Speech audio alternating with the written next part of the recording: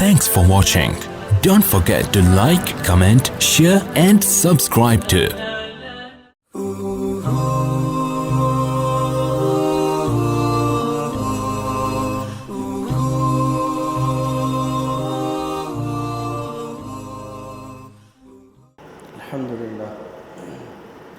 الحمد لله وكفى وسلام على عباده الذين اصطفى أما بعد فأعوذ بالله من الشيطان الرجيم بسم الله الرحمن الرحيم سبحان الذي أسرى بعبده ليلا من المسجد الحرام إلى المسجد الأقصى الذي باركنا حوله لنريه من آياتنا إنه هو السميع البصير. ایک مرتبہ محبت سے درود پڑھ اللہم صلی اللہ اللہم بارک علی محمد وعلی آل محمد کما بارکت علی ابراہیم وعلی آل ابراہیم انک حمید مجید. میرے عزیز دوستوں، محترم بزرگوں، آجا واپس آجا. 60 سال ہو گئے، 70 سال ہو گئے، زنا کیا ہے، شراب پی ہے، حق مارا ہے، کچھ بھی کیا ہے.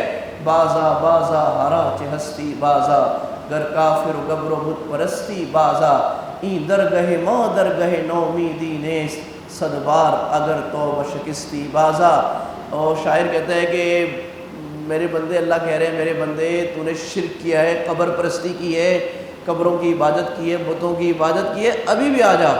اس لیے کہ میری درگاہ یہ وہ درگاہ ہے جہاں نا امیدی تو ہے ہی نہیں. 100 بار بھی توبہ توڑی ہے تو ابھی بھی آ جا. 100 بار بھی توبہ توڑ دیے، 101 بار آ جاؤ.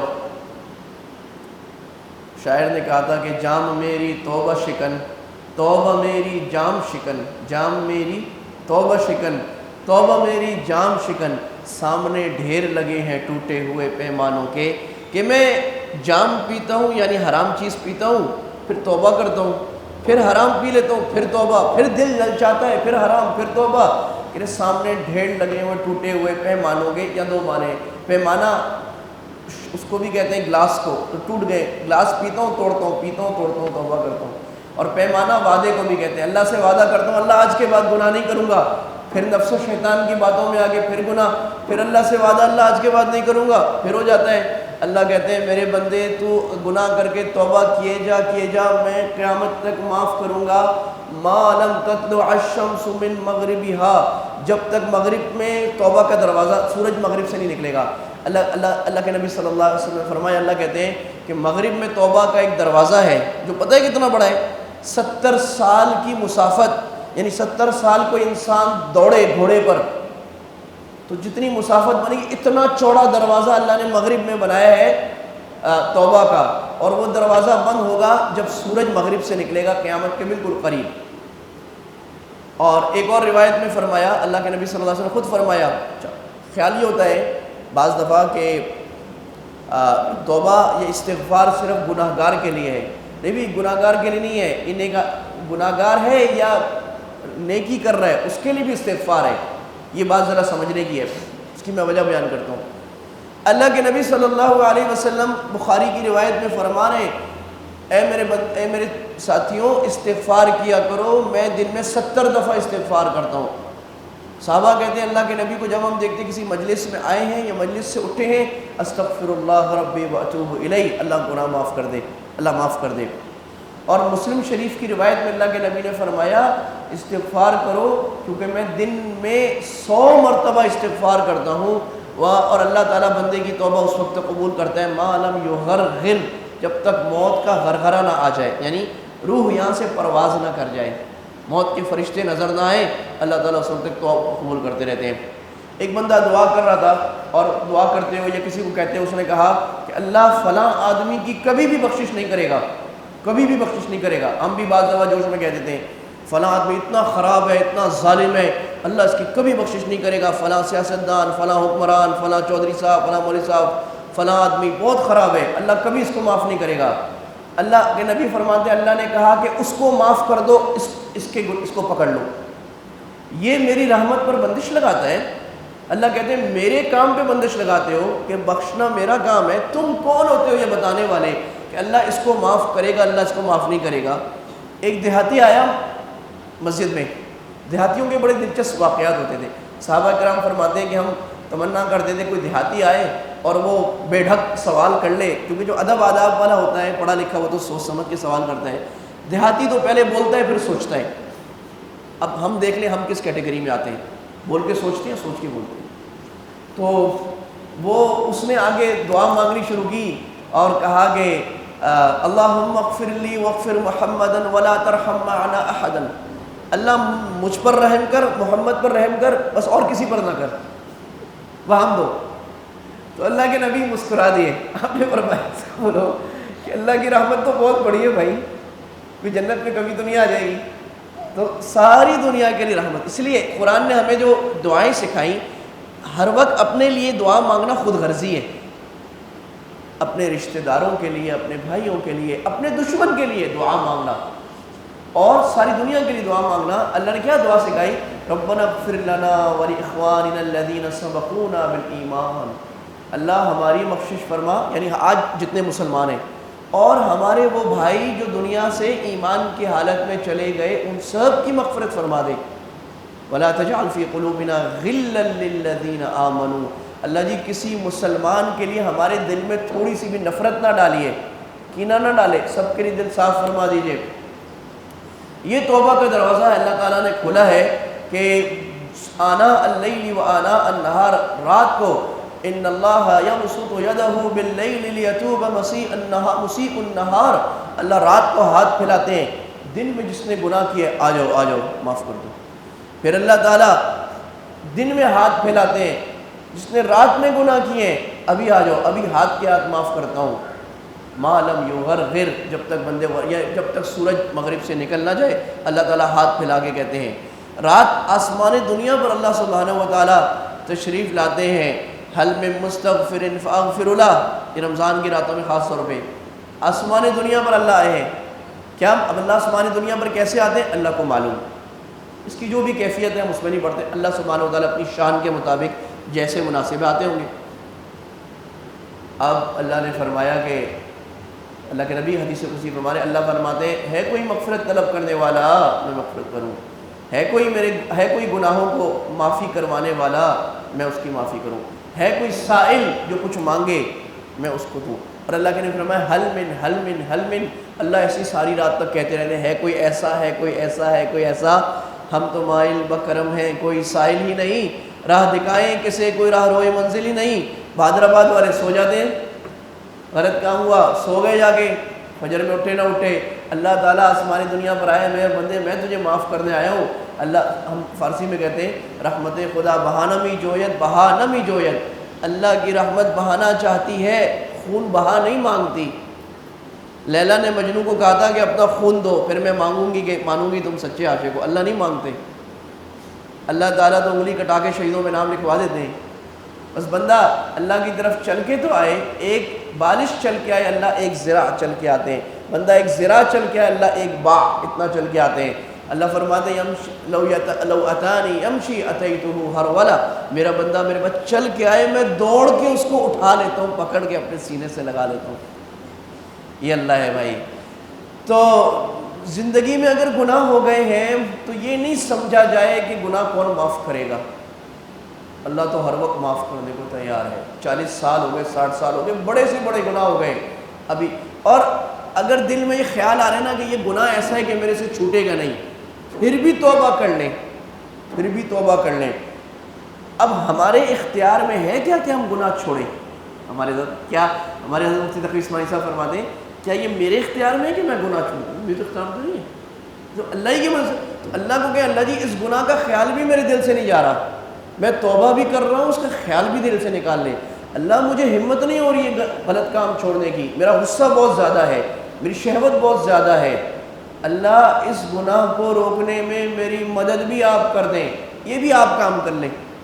ہمارے خواجہ مولانا اشرف علی تھانوی صاحب رحمہ اللہ تعالیٰ، جن سے اللہ تعالیٰ نے خلق میں اصلاح کا عظیم کام لیا، لاکھوں لوگ بلکہ کروڑوں اگر میں کہوں پوری دنیا میں ان کے سلسلے سے آج تک لوگوں کی اصلاح ہو رہی ہے، تصوف کے مجدد اور امام، اور دل کے ایسے راز کھولے کہ دنیا آج تک اس کو پڑھ پڑھ کر اشش کر رہی ہے اور اپنے دل کو سدھار رہی ہے کہ دل کی بیماریاں کیسے ہوتی ہیں اور اللہ کو راضی کیسے کیا ہے۔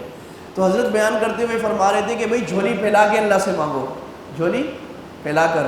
تو خواجہ عبدالعزیز عزیز الحسن مجذوب صاحب رحمۃ اللہ نے فرمایا کہ حضرت اگر جھولی نہ ہو پھر کیا کریں؟ تو فرمایا جھولی بھی اللہ سے مانگو، یعنی مانگنا ہی نہیں آتا ہمیں، زبان گنگ ہو گئی ہے، مانگنے کا طریقہ ہی نہیں آ رہا کیا مانگے۔ دنیا والوں کے ساتھ بیٹھ کر تو کسی موضوع پر گھنٹے 2 گھنٹے بات کرتے ہیں، دعا مانگنے لگے 3-4 منٹ بعد دعا ہی ختم ہو جاتی ہے، پھر وہی مانگ لو۔ اللہ کو اللہ مانگنا نہیں آ رہا۔ انبیاء نے جو دعائیں کی اللہ ساری مجھے عطا فرما دے، تیرے نیک بندے جتنے دعا کر رہے ہیں اللہ ساری مجھے عطا فرما دے، اللہ تیرے نبی صلی اللہ علیہ وسلم اور بندوں نے جتنے شرور سے پناہ مانگی سارے مجھے عطا فرما دے۔ تو بھئی یہ توبہ ہے۔ البتہ ایک ہے استغفار، ایک ہے توبہ۔ استغفار کا تو مطلب استغفر اللہ معاف فرما دے، یہ دن میں ایک تسبیح لازماً پڑھنی ہے، اور ہر نماز کے بعد استغفر اللہ۔ ابھی نماز کے بعد استغفر اللہ کیوں پڑھا جا رہا ہے؟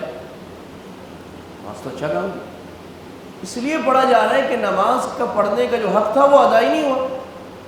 ہم نے تو ایسی نماز پڑھی اللہ معاف فرمائے ہمارے منہ پہ نہ مار دی جائے، تو اس میں استغفار کہ اللہ نماز میں کوتاہی ہو گئی۔ تو یہ استغفار کی عادت، اور استغفار کا فائدہ کیا ہے؟ ابو داؤد شریف کی روایت ہے، اللہ کے نبی ترمذی کی روایت ہے، آپ نے فرمایا من لزم الاستغفار، جو استغفار کو لازم پکڑے گا۔ اب الفاظ میں غور کریں، یہ نہیں کہ 1-2 دفعہ استغفر اللہ کہہ دیا، استغفار کو لازم پکڑے گا، یعنی دن میں چلتے پھرتے اٹھتے بیٹھتے استغفار۔ کیا انعام ملے گا؟ جعل اللہ من کل ضیق مخرجا، اللہ تعالیٰ ہر تنگی سے نکالے گا، ومن کل ہم فرجا، اور ہر غم سے نکلنے کا راستہ نکالے گا، ویرزقہ من حیث لا یحتسب، اللہ وہاں سے رزق دے گا جہاں سے گمان بھی نہیں ہوگا رزق آنے کا، گمان بھی نہیں ہوگا، یہاں سے بھی مال آ سکتا ہے، یہاں سے بھی ٹھنڈی ہوا چل سکتی ہے۔ ہم اللہ کو منانے والے تو بنے میرے عزیز دوستوں بزرگوں، ہم وہاں سے مسائل حل کرانا چاہتے ہیں جہاں سے مسائل حل ہوتے نہیں ہیں۔ لیک کہیں اور لگا ہوا ہے، جیم کہیں اور لگا ہوا ہے، بلاکیج کہیں اور آیا ہوا ہے، ہم کسی اور جگہ پہ حل کر رہے ہیں بیٹھ کے۔ جنہیں جمشید بھائی کے ہم بیان سنتے تھے، وہ کہتے تھے کہ میں مولانا طارق صاحب کے پاس گیا پہلی دفعہ، تو میں نے کہا کہ حضرت میرے پاس زندگی کی ساری عیاشیاں ہیں، 7 اسٹار ہوٹل دنیا کی جو عیاشیاں ایک نوجوان سوچ سکتا ہے میرے پاس ہیں، سکون کیوں نہیں آ رہا؟ میرے مولانا نے اس وقت کہا تھا کہ تمہاری چوٹ بائیں گھٹنے پہ لگی ہے، تم مرم دائیں گھٹنے پہ لگا رہے ہو، مالش کیے جا رہے ہو، مالش کیے جا رہے ہو، فائدہ ہی نہیں ہے، چوٹ تو ادھر لگی ہے۔ زخمی میری روح ہے گناہ کی وجہ سے، میں جسم کو مالش کر رہا ہوں، مزے لگا رہا ہوں 5 اسٹار ہوٹل میں، 7 اسٹار ہوٹل میں، حرام کے ذریعے، بد نظری کے ذریعے۔ اس بد نظری کے ذریعے روح پکارتی ہے، چیختی ہے، میں پھر بد نظری کرتا ہوں سکون کے لیے۔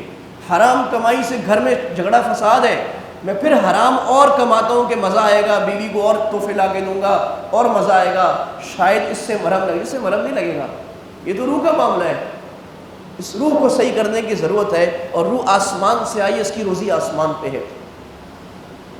البتہ توبہ میں ایک شرط ہے، اللہ اور بندے کا حق تو استغفر اللہ و اتوب الیہ کہنے سے معاف ہو جاتا ہے، لیکن بندے اور بندے کا حق معاف نہیں ہوتا۔ بندے اور بندے کا حق معاف کرانے کے لیے توبہ کی 3 شرائط بزرگوں نے لکھی۔ توبہ کرتے ہوئے ماضی پر ندامت ہو، اللہ بڑا ظلم کیا، اللہ بڑی غلطی ہو گئی، اللہ ذلت کر دی، اللہ اپنے پاؤں پہ کلہاڑا مانگا، اللہ بڑا ہی گندا گناہ کیا، اللہ معاف، ندامت۔ نمبر 2 دوسری شرط فی الحال گناہ کو چھوڑ دے، اور نمبر 3 آئندہ نہ کرنے کا عزم ہو کہ آئندہ نہیں کروں گا، پھر ہو جائے پھر معاف۔ لیکن ابھی یہ خیال ہو کہ اللہ اس گناہ کی، ان 3 شرطوں سے توبہ کی توبہ قبول ہو گئی۔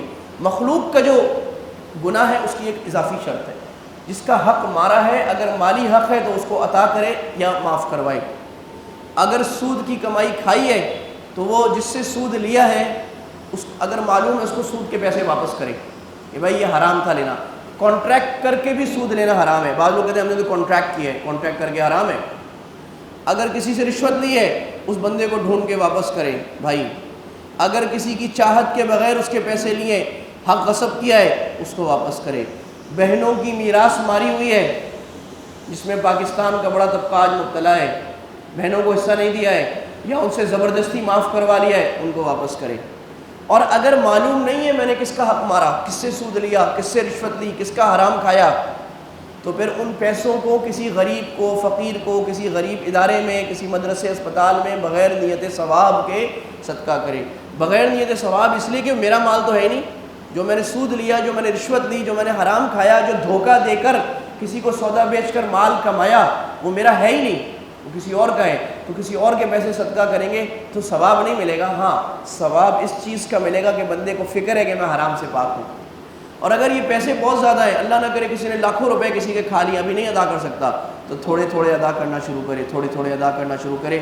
یہ ادا کرتے کرتے اگر موت بھی آ گئی اللہ باقی معاف فرما دیں گے۔ یہ توبہ ہے، بہت آسان۔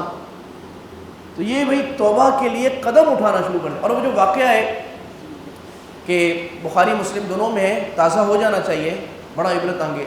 اللہ کے نبی نے فرمایا پچھلی قوموں میں ایک آدمی نے 99 قتل کر دیے، اور پھر ایک آدمی کے پاس چلا گیا پوچھنے کہ بھائی میں نے 99 قتل کیے، کیا میری بخشش ہے؟ اب وہ میری طرح کا خوش مولوی صاحب تھا، ڈنڈے مار لٹھ مار قسم کا، انہیں کہا نہیں تمہاری توبہ شوبہ نہیں ہے، 99 قتل کیے، بھاگ جاؤ، تمہاری کہا توبہ ہے؟ تو انہوں نے کہا چلو میں سینچری پوری کر لیتا ہوں، اس کو بھی مار دیا، چلو جی اب پوری ہو گئی۔ اب وہ کوئی اور اللہ والا مل گیا جس کے دل میں ایمان کی شمع روشن تھی، اللہ کی بات کو سمجھا ہوا تھا، فہیم کا۔ اس کو کہا کہ بھی میں نے 100 قتل کیے، معافی ہے؟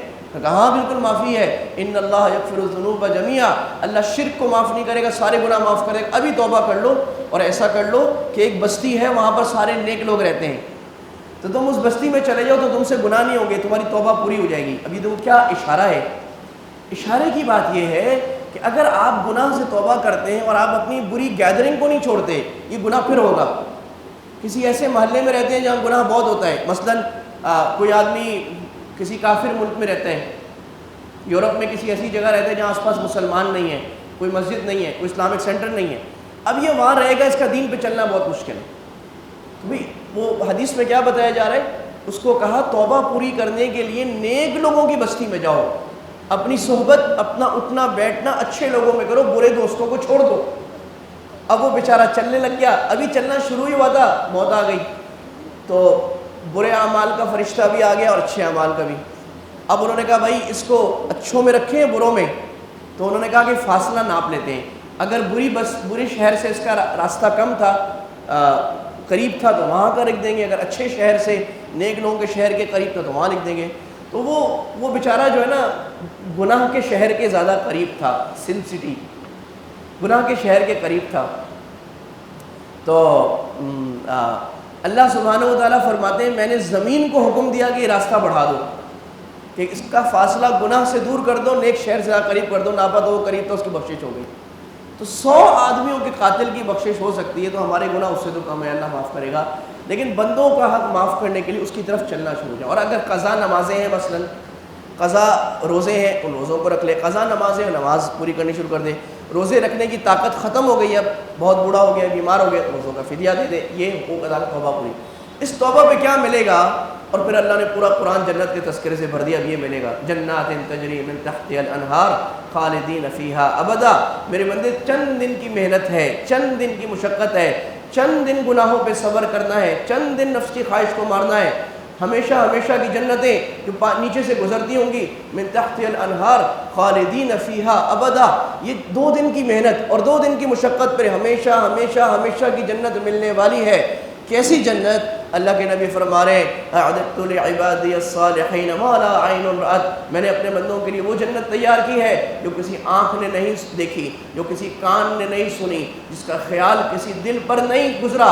دنیا کے صحابہ نے کہا دنیا جنت کی تعمیر کیسی ہوگی؟ آپ نے فرمایا دنیا میں مٹی سے تعمیر کرتے ہو، جنت میں لبنۃ من ذہب ولبنۃ من فضۃ وملاکھا اذخر مسک۔ آپ نے فرمایا ایک اینٹ سونے کی ہر مسلمان کے گھر کی، ایک اینٹ چاندی کی، اور درمیان کا گارا مشک جو ہرن کا نافہ ہوتا ہے اس کی خوشبو سے ہوگا، اور اس کی جو اس کا جو مٹی ہے وہ عنبر کی ہوگی، اور اس کے جو موتی ہیں وہ ہیرے جواہرات اور یاقوت، وہ جنت کے سنگریزے ہوں گے اور جنت کے کنکر یہ ہوں گے۔ اور آپ نے فرمایا کہ ادنا ترین جنتی کی جنت، ادنا ترین جنتی کی جنت 70 دنیا کے جتنی ہوگی، اور ایک روایت میں 10 دنیا کے جتنی ہوگی۔ ادنا ترین جو آخری میں جنتی جائے گا اور اس کی اتنی ہوگی جا کے، اور ادنا ترین جنتوں کی 72 بیویاں اس کو ملیں گی، اور بندہ اپنی جنت میں جب جائے گا تو اپنی جنت پہچانے گا اور اس میں داخل ہوگا، اور اللہ تعالیٰ وہ کچھ عطا فرمائیں گے جو دنیا میں۔ اللہ تعالیٰ جنتیوں کے ساتھ بیٹھیں گے، اللہ کہیں گے میرے بندو راضی ہو، سب کچھ ادا کر دیا، تو وہ کہیں گے اللہ ہم آپ سے کیوں راضی نہ ہوں، آپ نے ہمارے چہروں کو سفید کیا، یوم تبیض وجوہ وتسود وجوہ، بعض چہرے سفید ہوں گے جنت میں چاند کی طرح چمکتے، بعض سیاہ ہوں گے سیاہی کی طرح، اللہ ہمارے چہروں کو سفید کرے۔ اللہ اپنے چہرے سفید کیے، اللہ اپنے جنت کی یہ نعمتیں دیں، اللہ فرما رہے اب میں تمہیں وہ نعمت دینے لگا ہوں جس کے بعد جس سے بڑی کوئی نعمت نہیں۔ وَحِلَّ عَلَيْكُمْ رِضْوَانِي فَلَا أَسْخِطُ عَلَيْكُمْ أَبَدًا، میں تمہیں اپنی رضامندی دے رہا ہوں اور اس کے بعد میں کبھی ناراض نہیں ہوں گا۔ ایک اور روایت میں آیا جنتی بیٹھے ہوں گے، اللہ کہیں گے میرے بندے اور کوئی نعمت چاہیے، اور کوئی نعمت، تو اللہ ساری نعمتیں مل گئیں، اور نعمت کیا ہے؟ اللہ کہیں گے میں وہ نعمت دے رہا ہوں جس سے بڑی کوئی نعمت نہیں۔ اللہ بولے کہ رضوان پردہ ہٹا دو، اور رضوان پردہ ہٹائے گا تو اللہ کا دیدار ہوگا، اور جنتی بھول جائیں گے کہ کیا جنت، اور کیا جنت کے حور و غلمان، اور کیا جنت کے محلات، اور کیا جنت کی دودھ اور شہد اور شربت کی نہریں، اور کیا جنت کے تخت، اور کیا جنت کے عریشے۔ اللہ کو دیکھیں گے، دیکھتے رہیں گے کہ اللہ جیسا حسین اور اللہ جیسا جمال دنیا میں نہیں۔ اللہ نے دنیا کو اپنا جمال تھوڑا تھوڑا دیا ہے، اللہ سبحانہ ویسا جمال کوئی نہیں، اور پھر ہر جمعے اللہ کا دیدار ہوا کرے گا۔ حضرت عائشہ رضی اللہ عنہ پوچھا یا رسول اللہ اربوں خربوں لوگ ہوں گے، سارے اللہ کو دیکھیں گے تو کوئی دھکم پیل نہیں ہوگی؟ یہاں تو 10 آدمی پاکستان میں جمع ہو جائے دھکے مارتے ہیں، دھکم پیل نہیں ہوگی؟ آپ نے فرمایا عائشہ چودھویں کا چاند دیکھا ہے؟ کہا رسول اللہ دیکھا ہے۔ کہا کہ کوئی دھکا لگتا ہے؟ کہا نہیں لگتا، ساری دنیا دیکھا ایسے اللہ کو دیکھو گے لیلۃ البدر، جیسے چاند کو سارے دیکھتے ہیں۔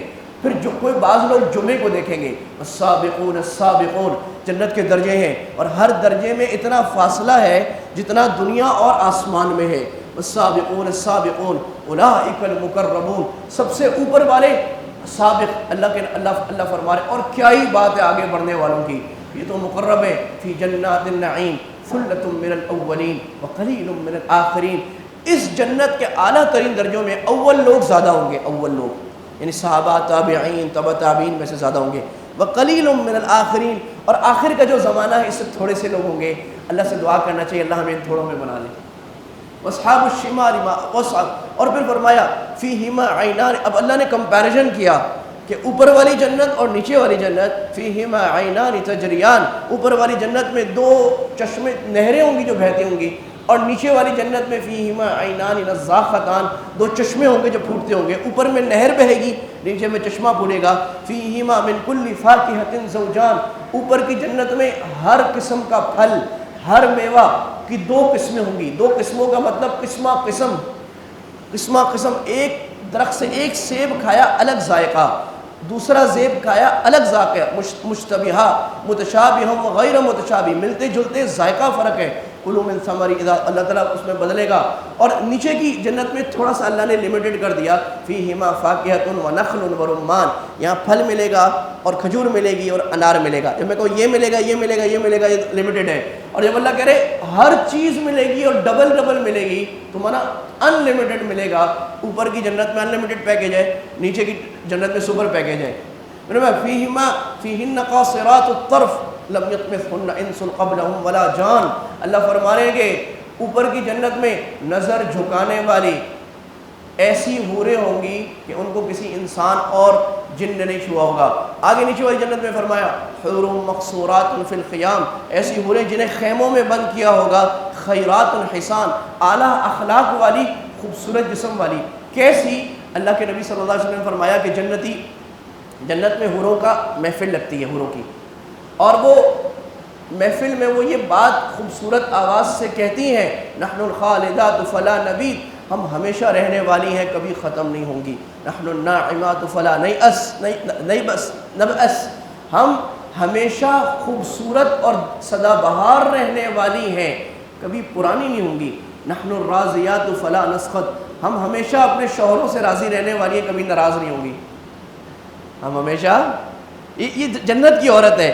دنیا کی عورت کے بارے میں اللہ کے نبی نے فرمایا کہ عورتوں کی عجیب طبیعت ہے، شوہر ساری زندگی احسان کرے احسان کرے احسان کرے، ایک چیز نہ دے، ایک مطالبہ نہ مانے تو کہتی ہیں آپ نے تو کوئی احسان ہی نہیں کیا ہم پر، چھوٹی بات پہ ناراض ہو کے بیٹھ جاتی ہے۔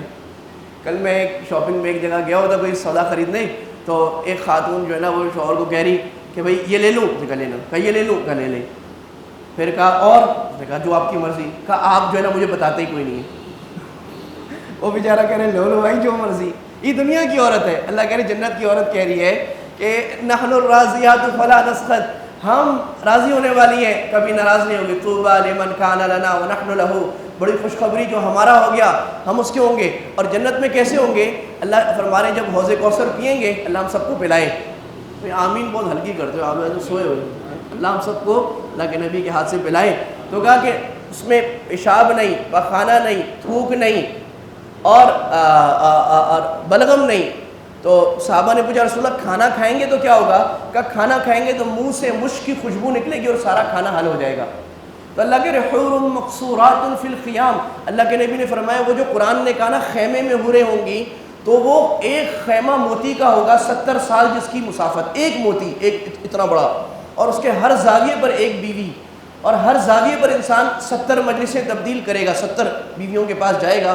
اور اس کے بعد جب واپس آئے گا تو ایک اور پیچھے سے ہاتھ کرے گا تو وہ پیچھے مڑ کر دیکھے گا کہ بڑی حسین جمیل عورت، اس کو دیکھتا ہی رہے گا کتنے عرصے تک. وہ کہے گی تم کون ہو؟ وہ کہے گی انا من المزید.